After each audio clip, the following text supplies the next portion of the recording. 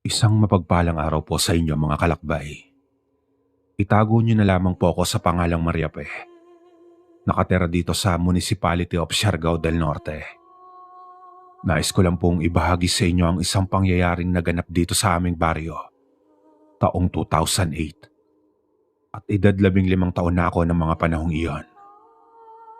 Hindi ko na po babanggitin pa ang pangalan ng baryo kung saan ito naganap.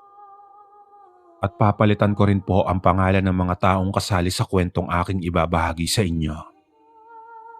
Noong mga panahong iyon ay nakatira pa kami sa tabing dagat. Bali po may kubo kaming pinagtatambayan palagi ng aking mga kaibigang sina Ana, Katrina at si Carol. Hindi naman po ito kalayuan sa bahay namin. Kaya pinapayagan ako ng aking mga magulang na tumambay sa kubong iyon. Abot tanaw lang kasi iyon mula sa aming bahay. Isang hapon ng kalakbay. Habang nakatambay kami ng aking mga kaibigan, ay may napansin akong bagong tayong bahay. Medyo malapit lang ito sa kubong pinagtatambayan namin. May bagong tayong bahay na pala dito. Tanong ko sa mga kaibigan ko. Oo, si Aling Nelia. Bagong lipat lang nung nakaraang linggo. Matagal-tagal ka kasing hindi nagawi dito kaya hindi mo na alam na may mga bagong salta dito sa atin. Wika ni Carol sa akin. Ilang linggo din kasi akong nandun sa tiyahin ko sa kabilang baryo. Kaya ngayon lang ulit ako nagawi dito sa ating kubo. Saad ko naman dito. Ang balita nga namin kaya napunta yan dito. Dahil sa nadiskubre ng dating mga kapitbahay na isang aswang ang matandang iyan. Kaya siguro umalis yan sa dating baryong tinitirahan. Dagdag pang saad ni Katrina sa akin. Hindi naman ako naniniwalang may mga ganoong nilalang pang nabubuhay sa panahong ito. Dahil nasa makabagong teknolohiya na kasi tayo. Kaya tinawanan ko lang ang sinabi sa akin ni Katrina. Sige, kapag naging aswang na yan si Aling Nelia, ikaw talaga ang unang kakainin niyan. Pananakot pa sa akin ni Ana. Naku, kung totoo mang aswang ang matandang iyan, tiyak aaswangin niya yung kapitbahay nating si Ate Daisy. Dahil buntis iyon. Pabiro ko pang wika at nagkatawanan na naman kami. Habang nagtatawanan kami ay nasipat kong dumaan ang matandang tinawag nilang si Aling Nelia. Masama itong tumitig sa amin. Kaya nanahimik na lang kami at nagkanya-kanya ng uwi. Wala naman sa isipan ko na magkakatotoo pala ang mga sinabi ko ng araw na iyon. Kinagabihan mga 12:00 na ng hating gabi ng mga sandaling iyon. Lumabas ng bahay nila itong si Ate Daisy dahil sa inaabangan nito ang kanyang asawa galing sa pangingisda. Habang naghihintay siya sa labas ng bahay, ay bigla na lang siyang nagulat nang makita niya si Aling Nelia na dumaan. Ayon pa sa kwento ni Ate Daisy sa amin, noong gabing nakita niyang dumaan si Aling Nelia, ay nagulat at natakot siya kaya mabilis siyang nagkubli sa gilid ng bahay nila. Dahil nakaangat ang mga buhok nitong sabog-sabog, sumisinghot-singhot pa ito na tila ba may inaamoy na kung ano sa hangin. Hanggang sa mapadako ang tingin nito sa kanya. Kitang-kita ni Ate Daisy ang pamumula ng mga mata ni Aling Nelia. Dahil sa natatakot siya, kaya minabuti na lamang niyang batiin si Aling Nelia. Tumitig lang ito sa kanya pagkatapos ay mabilis nang naglakad ang matanda pauwi sa bahay nito. Kaagad naman nagmamadaling pumasok si Ate Daisy at sinarado niyang mabuti ang tarangkahan. Baka kasi biglang bumalik ang matanda. Mula nang may kwento sa amin ni Ate Daisy ang mga nakita niya kay Aling Nelia, ay kumalat na sa aming baryo na isang aswang si matanda. Naging bantog na rin ito kahit sa iba pang mga kalapit baryo namin. Marami na rin ang mga alagang hayop ang bigla-bigla na lang namamatay at makikita nilang kinaumagahan na wakwak na ang tiyan. Noong suriin naman ang bangkay ng hayop, ay wala ng mga laman loob ang mga ito. Kahit na alam naming aswang na si Aling Nelia, ay may duda pa rin kami ng aking mga magulang. Baka kasi haka-haka lang ang mga kwento. Mahirap nang mambintang nang wala namang katibayan.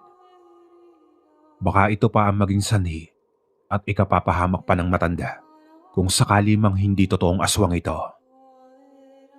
Hanggang sa sumapit ang araw ng kapistahan sa kabilang baryo namin. Sumama ako nun sa aking mga magulang na makipiesta. Dahil sa marami ang handaan at nagkakasiya ng aking mga magulang, hindi na namalayan ng mga ito ang oras hanggang sa inabot na kami ng gabi. Habang naglalakad na kami pauwi ng aking mga magulang, ay may nadaanan kaming mga malalaking puno sa gilid at mga masukal na damuhan. Noong naglalakad na kami malapit sa masukal na damo, ay nagulat na lang kami at napatras. Sa kadahilan ng kitang-kita naming si Aling Nelia ang nasa gilid ng daanan. Nakayukyok ang ulo nito na parang may ginagawa. Naririnig ko pa ang malakas nitong paghinga at parang may halak ito. Dahil sa tunog ng wakwak na nagmumula sa hininga ng matanda. Dahan-dahan naming nilapitan si Aling Nelia at tinignan kung ano ang ginagawa nito sa gilid ng kalsada sa ganoong kalalim na gabi. Halos masuka kami ng aking ina sa aming nasaksihan. Nang makita namin si Aling Nelia, ay sarap na nilalantakan ang laman loob ng isang aso. "Aling Nelia, ano yung ginagawa mo?" Pasigaw na tanong ng aking ama na siyang ikinagulat naman ni Aling Nelia at napatingin ito sa gawin namin. Kitang-kita ko ang matutulis nitong mga ngipin at ang namumula niyang mga mata. Habang ang mukha naman nito ay halos na puno na ng likidong kulay pulang kumakalat. "Totoo nga ang mga balitang aswang kang matanda ka." Napasigaw na ng malakas ang aking ama dahil sa hindi ito makapaniwala sa mga nasasaksihan sa matanda. Nung una ay naawa pa naman ang aking ama kay Aling Nelia dahil mag-isa na lang ito sa buhay at mukha naman itong mabait. Kaya hindi naniwala ang aking ama na isang aswang ang matanda. "Lumayas ka sa baryo naming matanda ka. Huwag ka na magpapakita sa akin dahil baka kung ano pa ang magawa ko sa'yo." Dagdag pang wika ng aking ama. Dahan-dahan namang umatras ang aswang hanggang sa patakbo ng pinasok nito ang masukal na damuhan. Pinagbawalan din kami ng aking ama na magkwento tungkol sa nasaksihan namin kay Aling Nelia. Hayaan na lang daw namin kusang umalis ang matanda sa aming baryo. Basta wala itong sinasaktang tao. Lumipas ang ilang araw ay nandun pa rin si Aling Nelia sa bahay nito. Hindi na ito lumalabas o nagpapakita man lang sa aking ama. Kasalukuyang buntis na ang tita ni Katrina noon at mag-isa lang itong matutulog sa bahay niya dahil wala ang asawa nito ng gabing iyon. Noong patulog na ang tita ni Katrina, ay bigla itong nainitan kaya tumayo ito at lumabas sa kulambo para makalanghap ng hangin. Maya-maya pa ay bumalik na ito sa higaan at pumasok na sa kulambo para matulog. Bali may terrace po ang bahay nito at doon sa terrace ay nanatiling bukas lang iyon. Nakapikit na ito at hinihintay na lang na dalawin na siya ng antok. Nang biglang nakarinig siya ng mahinang huni ng wakwak at sa pakiramdam niya ay nasa malapit lang sa kanya ang huning iyon. Kaya dahan-dahang iminulat niya ang kanyang mga mata at iginala sa buong kwarto. Sinadya niya kasing buksan ang pintuan ng kwarto para makapasok ang hangin na nagmumula sa terrace. At sa pagmulat ng kanyang mga mata, ay nabigla siya at kumalabog ng malakas ang kanyang dibdib. Dahil may isang matandang babaeng namumula ang mga matang halos lumuluwa at nanlilisik na nakatingin sa kanya mula sa terrace. Tumutulo din ang mga laway nito habang nakanga at dahan-dahang gumagapang patungo sa kwartong kinaroroonan niya. Nanindig ang mga balahibo niya sa takot at pakiramdam ng tiyahin ni Katrina ng mga sandaling iyon ay tatakasan na siya ng ulira. Noong makita na niyang papalapit na sa kanya ang aswang, ay tsaka pa lamang siya nagkaroon ng lakas ng loob para humingi ng tulong.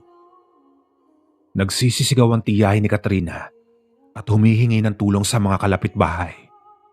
Nagbabaka sakali itong may mga gising pa ng oras na iyon. Habang humihingi ito ng tulong ay hindi siya lumalabas ng kulambo, kaya hindi ito nahawakan ng aswang. Naalala din niya kasi ang mga kasabihan ng mga matatanda noon. Ayon kasi sa mga pamahiin noon, natakot sa kulambo ang mga aswang. Kaya palaging pinapaalalahanan ng nanay ni Katrina ang kanyang tiyahin na magkulambo palagi. Lalo na at buntis ito. Sa kasisigaw ng tiyahin ni Katrina ay mas lalo lang nagpupumilit pumasok ang aswang sa kulambo. Nang biglang nakilala at namukhaan ng tiyahin ni Katrina ang aswang. "Aling Nelia, walang hiya ka. Magkapit-bahay lang tayo pero inaaswang mo ko." Sigaw nito sa aswang. Noong marinig iyon ni Aling Nelia, ay doon na ito tumigil sa pagpupumilit na makapasok sa kulambo. Mabilis itong tumakbo patungo sa terrace at tumalon. Narinig naman ng mga kapitbahay namin ang sigaw ng tiyahin ni Katrina. Kaya pinilit ng buksan ng mga ito ang pintuan para makapasok. Dahil sa pag-aakala nilang may nangyari ng masama sa buntis. "Sirain niyo na ang pintuan para makapasok na tayo. Baka kung ano na ang nangyari sa buntis." Pag-aalalang wika ng isa sa mga matatandang babae. Sumama na rin ako sa aking mga magulang para makiisyoso kung ano ang nangyari sa tiyahin ni Katrina. Noong nabuksan na ang pintuan at nakapasok na kami sa bahay, nakita kong nagsusumiksik sa gilid ng higaan ng kanyang tiyahin. "Ayos ka lang ba? Anong nangyari sa'yo? Bakit ka sumisigaw?" Sunod-sunod na tanong ng ina ni Katrina. Umiiyak naman ito habang nagkukwento na pinasok siya ng aswang at kamuntikan na siyang lapain ito. Kung hindi lang dahil sa kulambo ay baka nakain pa siya.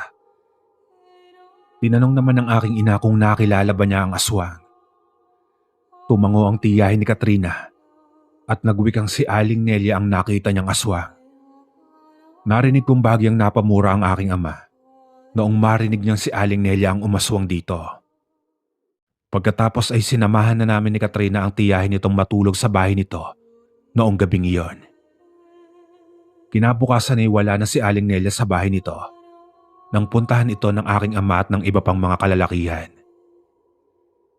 Pinasok nila ang bahay ni Aling Nelia at naghalughog.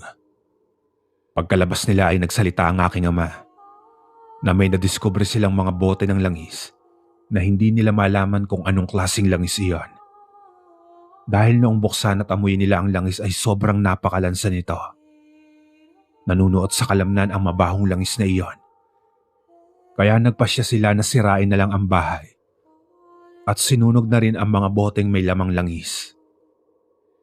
Pinatignan na rin sa albularyo ang tiyahin ni Katrina para makasiguradong ligtas sila ng kanyang pinagbubuntis.